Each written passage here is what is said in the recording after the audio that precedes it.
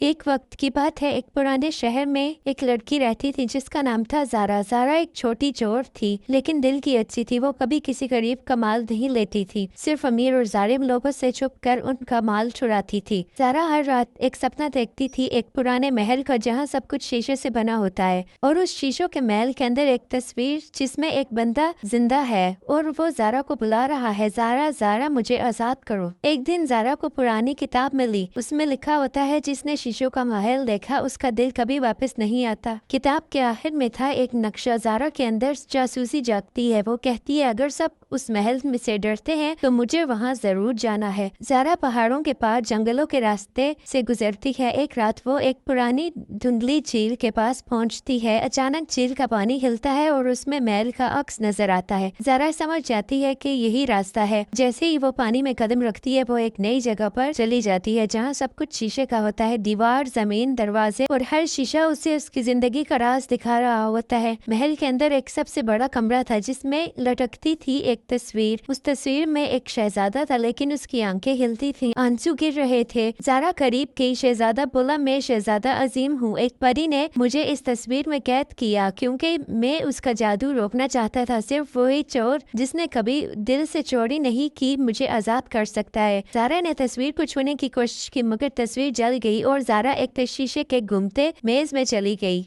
शीशे के मेज में 3 इम्तिहान थे। सच का आईना, जहाँ ज़ारा को अपने झूठ और छुपाए राज सब सामने दिखे। धूप का शीशा, जहाँ उसे सामने खाना रखा नहीं खाना था, वरना वो हमेशा उसी में कैद हो जाती। दिल का ही शीशा, जहाँ उसे किसी और के लिए कुर्बानी दिखानी थी। ज़ारा ने हर इम्तिहान पास किया और आखिरी इम्तिहान में शहजादे के लिए अपनी आज़ादी छोड़ दी। तो एक रोशनी चमक उठी। शहजादा अजीम तस्वीर से बाहर निकल आया, लेकिन महल के जादू टूटा और हर शीशा टूट कर बिखर गया। ज़ारा बेहोश हुई और जब उसकी आंखें खोली तो वो वापस जेल के पास थी। हाथ में एक शीशे का टुकड़ा था जिसमें शहजादे का चेहरा था, मुस्कुराता हुआ। ज़ारा ने शहर वापस जाकर चोरी छोड़ दी। अब वो हर दिन गरीबों की मदद करती थी। अगर वीडियो अच्छी लगी तो वीडियो को लाइक, कमेंट, सब्सक्राइब और शेयर कर दें।